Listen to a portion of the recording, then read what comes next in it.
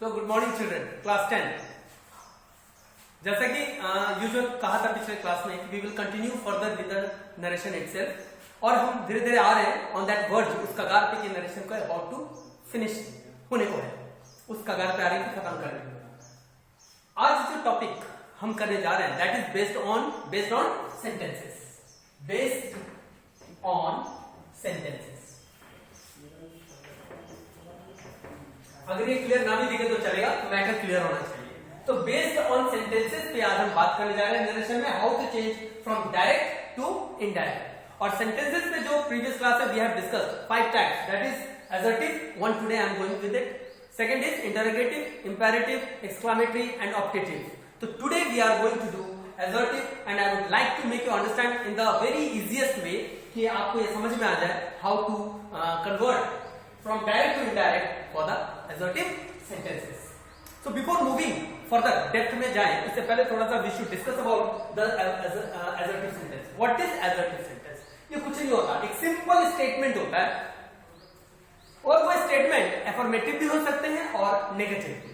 अब एफर्मेटिव जिसको हम कहते हैं कथनात्मक वाक्य, कथन statement, today is a fine weather, we are going to school, है ना। इस तरह के सेंटेंस जो हम डेली कम्युनिकेशन में जनरल वे में बात करते हैं, those are called assertive sentences. ये एसर्टिव सेंटेंस में जो सिंपल स्टेटमेंट होते हैं, बता दिया मैंने, दो होते हैं, दो वैरायटीज के हो सकते हैं, दो टाइप्स के हो सकते हैं, एक एफर्मेटिव दूसरा नेगेटिव। अगर इसके भी एक एक एग्जाम्पल हम करें, एफर्मेटिव जो कि पॉजिटिव कहलाता है और नेगेटिव तो नेगेटिव है, उसे नो नॉट का यूज करते हैं। फॉर एग्जाम्पल अगर मैं इसका एफर्मेटिव का एक एग्जाम्पल लेता हूं, today I am going to school, हो गया एक सिंपल स्टेटमेंट। इसी को करते हैं negative, today I am not going to school. तो ये दोनों वे से हम लिख सकते हैं एसर्टिव सेंटेंसेस को। आई होप आपको एसर्टिव सेंटेंस एटलीस्ट समझ में आ गया, क्योंकि आज हम सेंटेंस के डेप्थ में बात नहीं कर रहे हैं, we are talking about narration, तो it is better to understand narration properly. और सेंटेंस से since you are the student of class 10 तो मे बी फेमिलियर होंगे कि सेंटेंसेस कितने टाइप्स के होते हैं। तो एफर्मेटिव और नेगेटिव दोनों को अंडरस्टैंड किया, नेगेटिव में नो नॉट का यूज करते हैं, और ऐसे सेंटेंसेस यानी कि असर्टिव सेंटेंसेस को अगर हम डायरेक्ट टू इनडायरेक्ट में चेंज करें तो हाउ इट इज डन। तो before going how it is done to the example, जो दो क्वेश्चन मैंने लिखा है, I will do it for you so that की टाइम कंजम्पशन बहुत ज्यादा ना हो। तो एग्जांपल्स मैंने क्वेश्चन लिखे हैं, I will solve it and make you understand. लेकिन बिसाइड दैट दो तीन पुरानी बातें, few rules which had already been discussed in the previous classes, उस पर बात करते हैं। पहली बात कि सेंटेंसेस दो टाइप के हो सकते हैं नरेशन के, एक without object and another is with object. Without object में और विद ऑब्जेक्ट में वहां मैंने एक्सप्लेनेशन थोड़े से दिए हुए हैं जो प्रीवियस क्लास में किए हैं, इसलिए एक छोटा सा टुकड़ा इधर मैंने लिख दिया है फॉर यू, सो दैट कि जब इसको अंडरस्टैंड करें तो अंडर सकते रहे। और वो क्या है, डायरेक्ट टू इनडायरेक्ट में इफ यू विल चेंज तो how does it work.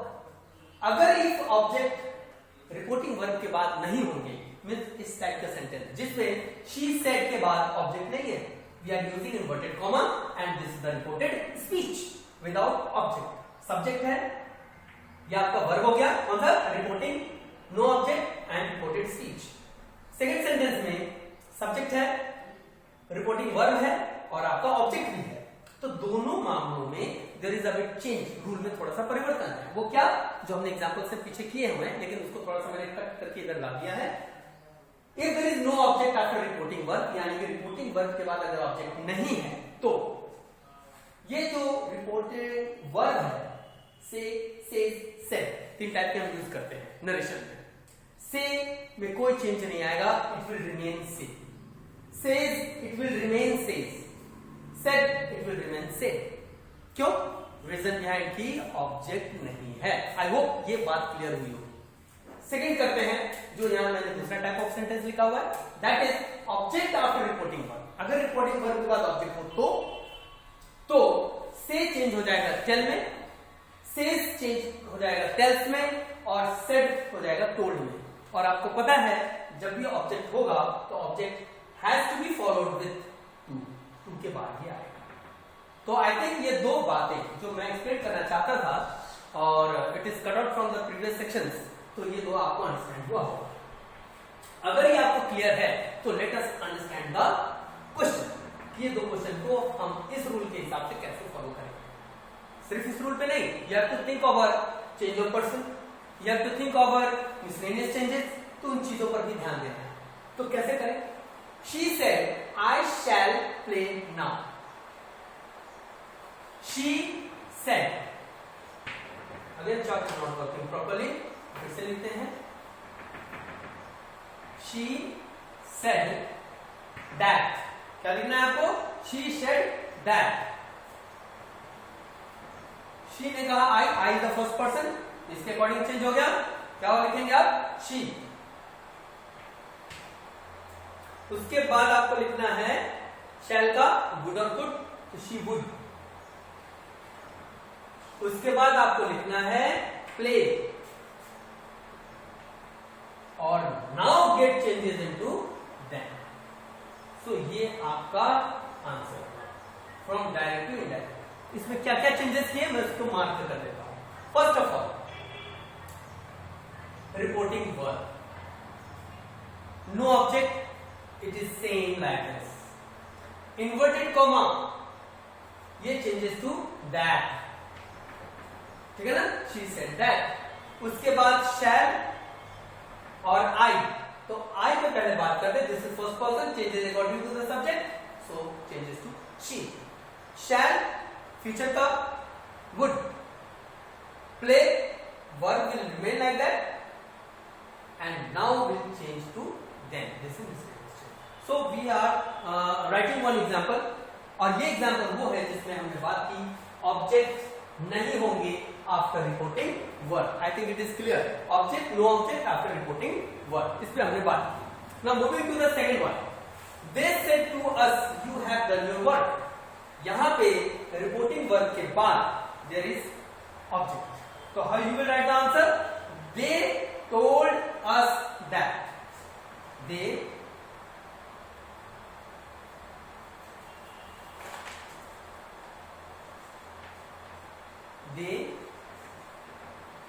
told, said to will change to told, object is us, inverted comma that। अब यहां you है, you will change to according to the second person है ना, तो us का क्या हो जाएगा? we। they said to us you, they told us we। second person इसके according, that is object। we इसके बाद have changes to had, done already third form, your again second form इसके अकॉर्डिंग। तो अगर you has changed to we, तो your has changed to our और what। so एक बार clearly इसको पढ़ लीजिए। क्या you have written कि they told us that we had done our work, and that is the final statement changed from direct to indirect। अब आप देखेंगे इसमें जो एडजेक्टिव सेंटेंस की बात कर रहे हैं, ये मेरा एडजेक्टिव सेंटेंस है and this is my adjective sentence which is in between the inverted commas. तो दिस चेंजेस जो मैंने अभी किए, ऊपर मार्क किया reporting verb without subject, reporting verb with subject, sorry object not subject, object subject is already there, और दोनों मामलों में इन्वर्टेड कॉमा हट के दैट लगा है, और यहां सेट का सेट रह गया, यहां set to changes to told as I have written there, और उसके बाद अकॉर्डिंगली पर्सन जो चेंज होते हैं, टेंस जो चेंज होते हैं, as well as miscellaneous changes, जो कि यहाँ पे नाउ का देन हो गया है। So this is the way how adjective sentences के जो डायरेक्ट स्पीच होते हैं चेंजेस टू इनडायरेक्ट स्पीच। अब अगर हम बात करते हैं कि सर इसको और थोड़ा सा एक्सप्लेन एक एग्जांपल से किया जाए, तो लेट मी राइट वन और to examples.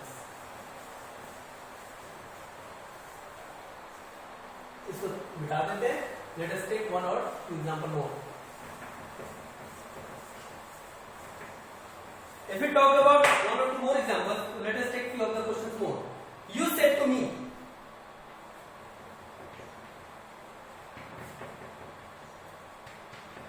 you said to me, I teach you English.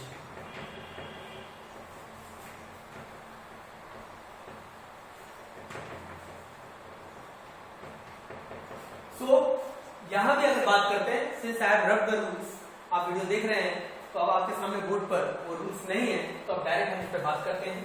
This will remain like this, set to helping word sorry, this is called helping verb means reporting verb. Yes, said to change हो जाएगा आपका told me inverted comma की जगह that. अब rule को अगर follow करते हैं तो ये क्या होगा आपको क्लियरली पता है क्या होना चाहिए. ये चेंज होता है इसके according. You said to me, I teach you English. You said to me, you.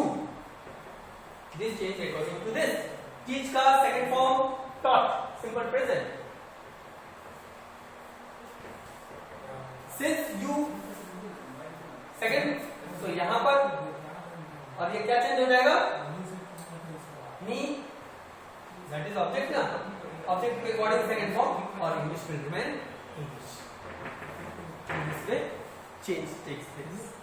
So ये एग्जाम्पल्स एक और लेते हैं. ये था विद ऑब्जेक्ट. अब विदाउट ऑब्जेक्ट.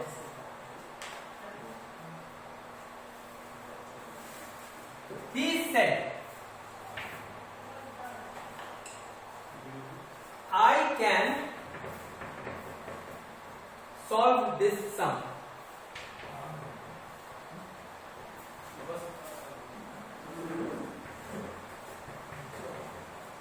क्लियर शायद नहीं है. Let me rub it. He said, I can solve this sum. Subject, reporting verb and no object. First person, can will change to could, already written in the rule. Solve का past अगर can put करोगे तो इसे नहीं करोगे. This miscellaneous change में आएगा और इस तरह से मेरे changeable words कौन कौन हो गए. This one नहीं चेंज होगा. This one will change. This will change. ठीक है. This will change and this will change. तो फाइनली हमारा आंसर क्या होगा. He said that he could solve that sum. He said that.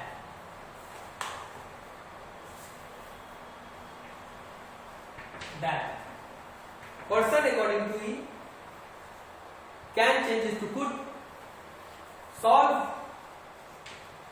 This is miscellaneous change and this is finalization of the statement.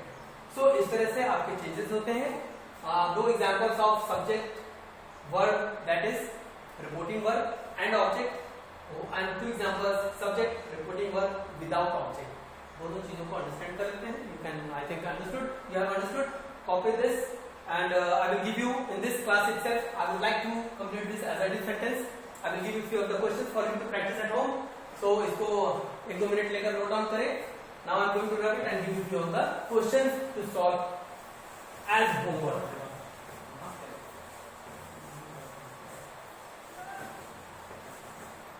So your homework. Now बहुत ज्यादा नहीं दूंगा. Actually 5 or 6 questions और mixed रहेंगे without object and with object. Question number 1. I said to Mohan, you learn your lesson.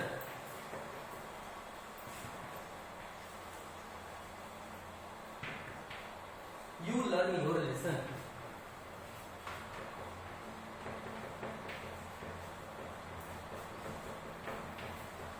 ये कोई matter नहीं करता कि मैं फ्रंट में आके लिख रहा हूँ. लिखूंगा तो फ्रंट में ही आऊंगा. Till that time you can see my back. लेकिन हटने के बाद आप इस बोर्ड पे कॉपी कर लेंगे. Question number 2. क्वेश्चन नंबर 2 में she said to us, you are scolding me. She said to us, you are scolding me. Question number 3.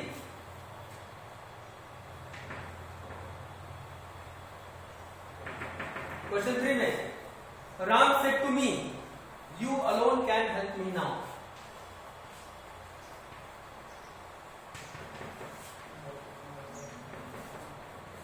You alone can help me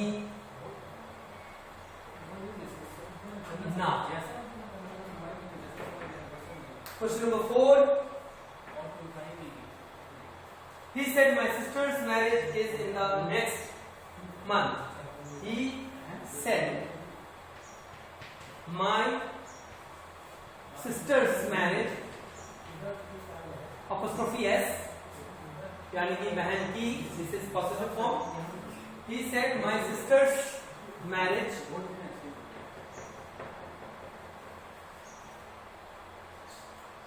is in the next month. Is in the next month. Question number 5. He said to her, you were dancing on the stage. You said to her, you were dancing on the stage.